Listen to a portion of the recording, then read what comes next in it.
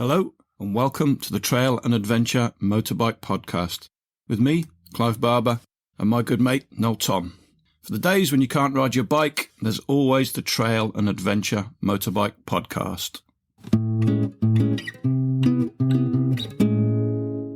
Hey everybody, we're back. Sorry about the lack of podcasts recently. There's all sorts of things going on at home, and Noel is away riding in France on yet another trip that he didn't invite me to. This is a fairly short episode today. We're talking to our old friend Ian Galton from Trials Day, and he also represents the Yorkshire Enduro Club. We're going to be talking about UK rallying now. I've talked about rallying before. I've done a few there. Fantastic events, very enjoyable, not too competitive, very accessible, no matter what kind of bike you ride, highly recommended. We're going to be talking specifically about the Ryedale Rally, a really friendly event. You get to access and ride on land that you wouldn't do normally. I'm also thinking about getting a TAMP team together so you can enter these events as a team. You all get to ride around together and potentially socialise in the evening as well. So if it sounds like it's something you want to do, get your entry in. Get in touch, drop me a private message either on Facebook or our Instagram page, and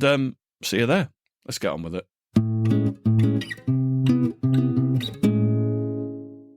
I think our listeners, the type of people that listen to us, would really enjoy doing a rally, which is why I thought rather than just do a 3-minute sort of advert for it, we could actually record a fairly brief podcast about rallying anyway, specifically about the Ryedale as well. Maybe offer people a chance of a meetup. We hire a marquee for signing on in case it's raining. It's not enormous, but it's big enough. Let's say if you did want to host a little meetup, you could use that. Yeah, it'd be great. I mean, it all depends on the weather, doesn't it, really, and whether anybody's interested or not. So probably what I'll offer at part way through is I'll say to people, look, if anybody is interested in entering it, I'm going to be there. I'm going to be riding. So if you do want to meet up on the Saturday night, then private message me and we'll get something organised. Well, we provide food on Saturday night as well. I have actually done the Ryedale before. Oh, have you? Oh, when was that? Oh, it was a long time ago. Where was the start finish when you did it? Oh, I've no idea. I can't remember.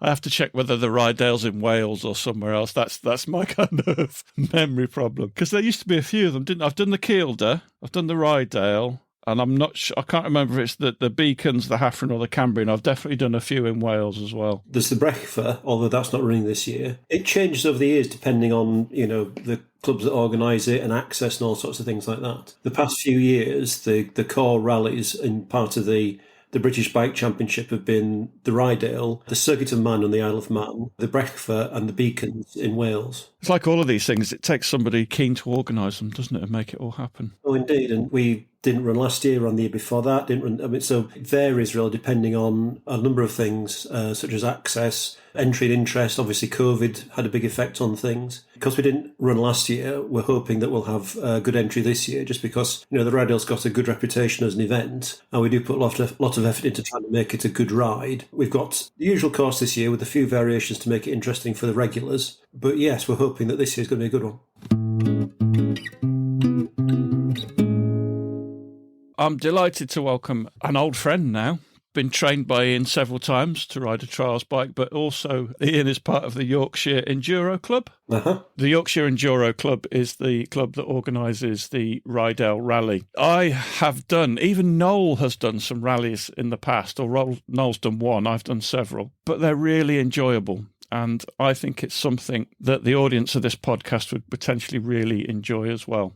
So I'm going to have a quick chat with Ian, and we're going to talk through what a rally is, specifically about the Ryedale Rally. Hopefully it's something that you guys will be interested in. They're great events. They're not massively competitive. They're a lot of fun. It's a good weekend ride in places you wouldn't normally get to. So Ian, tell us what a UK rally is. That was almost a perfect summary, Clive. The rally scene is distinct from the enduro scene in as much as it is more like a trail ride than an actual competitive event. I mean, the Ryedale is probably one of England's biggest off-road events still. The entry, we have up to 180 in the entry, that's the maximum we're allowed, and we sort of normally get approaching that number. But the lap itself on the first day is about a 45-mile lap. The rallies were always intended to have longer laps than enduros or renowned, certainly, and it's one of the few that's got a proper long lap left. The going is a lot easier than an enduro. It's a mixture of fire roads, forest tracks, green rides, with some proper off-road thrown in to keep things interesting. Nothing too technical, but some proper off-road in there as well. And as you say, the competitive element, on each lap there'll be a special test. That's where there's a section which is between, say, 3 and 5 miles long, where you can go against the clock, and that's the bit that determines who gets on the podium. The rest of the event is a ride, really. And at the Ryedale, you get to ride through parts of the countryside that no in a million years can you ride legally, because we use Wycombe, Dalby and Langdale forests in North Yorkshire, which are all within the North Yorkshire National Park. So the scenery is spectacular, and the going is, it's interesting, but it's geared towards rally bikes and the rally scene. And we do get a nice variety of people enter. So, people do enter on enduro bikes, but I was checking the entry earlier on, and we've got everything from some gentlemen on 990 Adventures and somebody on a 125 Husqvarna. So you can do it on pretty much any type of off-road bike, and it's aimed at being an accessible event for as many people as possible. And there are different classifications, aren't they, for the sort of the competitive bit? 3 different enduro classes, depending on the size of the bike. Oh, indeed. And, the classifications are on the entry form on the website. And the idea is that you can enter according to a particular classification, but you can also enter as a team. And as a team, you can ride together. So we do quite a few team entries, and there's a facility to say which team you're in when you do enter. Because obviously, it's nice to ride with your mates. Oh. TAMP podcast team. That would be excellent. So the trail bike classes, again, it's based on the size of your bike. There's up to 575cc, over 575cc, multi-cylinder. And I think some of the nicest bikes that might be there are the Vindura, the vintage enduro bikes. And I think that's pre-86 or something like that, isn't it? We've got a new entry system this year, which is actually a really good one. When you've entered, you can actually see a list of the competitors as well and what machinery they're riding, what the different teams are. So as I said, I was checking it earlier on, and the entry's building quite nicely. We've got quite a few teams going, but we have got that wide variety of bikes. And as you say, sometimes some of the classic machinery that people turn up on is just lovely bikes.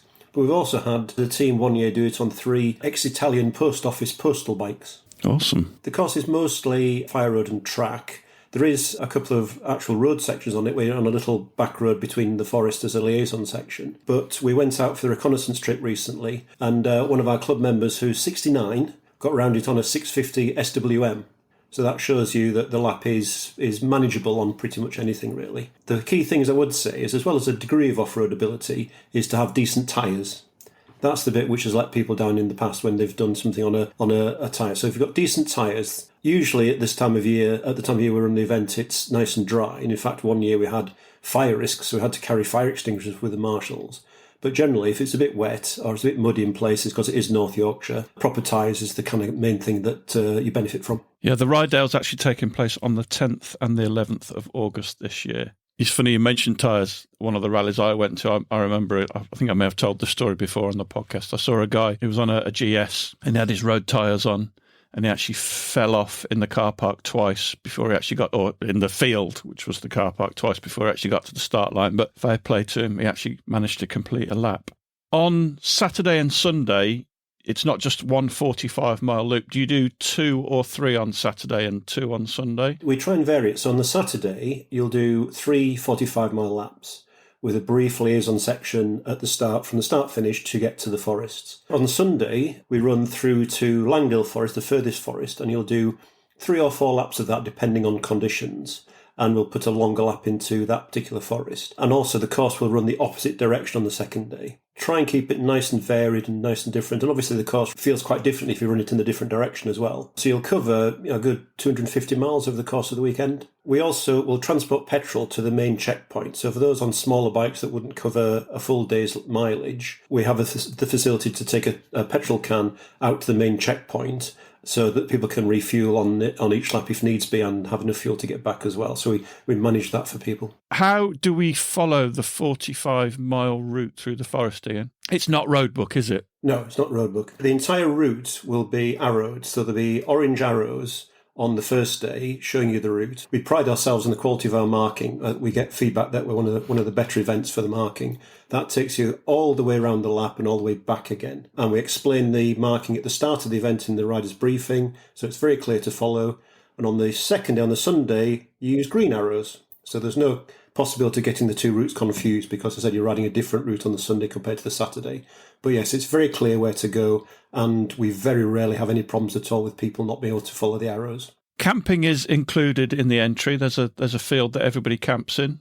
And I think you feed everybody as well, don't you, as you've just said? Yeah, the start finish is just off the main Pickering to Scarborough Road at a place called the Yorkshire Water Park. We have a large field there in which we have the start finish and also people can camp there. It's slightly smaller this year than previous years, but we should have enough room for all the people that want to camp there. It might be a little bit more snug. And that's where signing on will be, where the Park Fermi will be. And also we provide food, so there'll be a catering facility there, and included in the entry is a meal on the Saturday night for everyone. So you can get up in the morning, have your bacon sandwich, but then on the Saturday night you get something to eat courtesy of us. So the entry fee is £190, and if you need a racing licence, that's an additional £20 for a one-day licence as well. We reluctantly had to put it up this year for the first time in a long time because we've had to buy enhanced insurance just because the ACU is recommending this. The benefit is that as a competitor, you're insured by the ACU and the coverage is better with the enhanced insurance, but it just means we've unfortunately had to put the price up a little bit. But we still think it's pretty good value for what you get for it.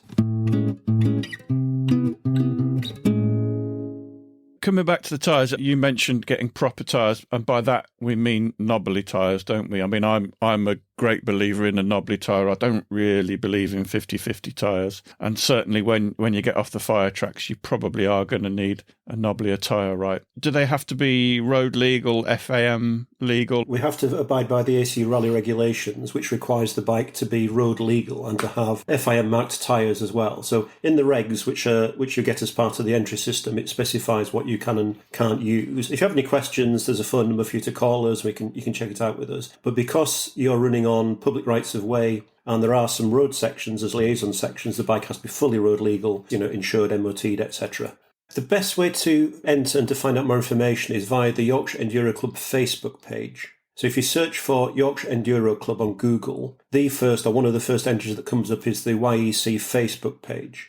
You don't have to have a Facebook account to access it, but if you click on that, it'll show you the Facebook page on which there's the link to the entry. I can also post on the TAMP podcast Facebook page, put the link in on there to the entry system. And when you open the entry system, it gives you the full regulations, all the rules and regulations about the event itself and the specifications for machines, the classes, the categories, etc. And then there's an online form to enter where you can fill in all your details and put the entry in that way. So once you've done that, you can also see all the participants, so you can see that your entry is there, see who else is riding, what other machineries people are going to be on and everything. So the entry system this year we're actually quite pleased with because it's the first time we've used it. The way the time card piece works, if I'm correct from memory, you have a start minute and then you have a specific time that you have to get to the start of the timed section. I mean, it's not a time card enduro where you have to religiously stick to the times on your card. You'll have a start time and a time through each of the checkpoints, of which there'll be 2 per lap, just to keep the field spread out really and to keep everything nice and running. But it's not the case that if you're late, you have to carry that lateness with you like an enduro. It's just so we know where everybody is and we can also monitor people. So if you're really, really late, we might recommend that you don't continue and we'll take you back by the simpler route to start finish. But it's just to keep the field nicely spread out. So it's not like a time card enduro where you have to do a lot of mental arithmetic and keep your time. You'll have a start time and then a start time from the checkpoint, and that just keeps you knowing where you are. So you might have a little while to wait at a checkpoint if you get there early, but that's fine. You'll be in the middle of the countryside. It'll be spectacular and you can just enjoy the scenery for 10-15 minutes. That said, it's not a complete walk in the park. It's still quite a challenge doing that kind of distance within the time limits. You're doing 3 times 45, what's that, 135 miles in a day? Plus about a 7 or 8 mile liaison section at the start and end to get to and from the main checkpoint. These are really good fun events. They're very friendly. Nobody takes them, well, some people do take them a little bit too seriously. Nobody's going to be shouting at you to get out of the way or anything like that. It's all pretty, in my experience, they're all pretty friendly, nice events. It's good fun on the Saturday night. And we are going to put together a TAM podcast team. Excellent. So I am almost certainly going to be there. I'm not so sure about Noel. If anybody fancies it, please get in touch and we'll try and put a team together if there's not too many people. And I'm also thinking about organising kind of a social event, unofficial social event on the Saturday night so we can all get together, eat our free food together and maybe drink a beer or two or maybe just some fizzy water because we'll be knackered probably. So if you are interested in it, get your entry in and give me a shout, send me a private message. We can have some fun. Excellent. We very much look forward to seeing you up there.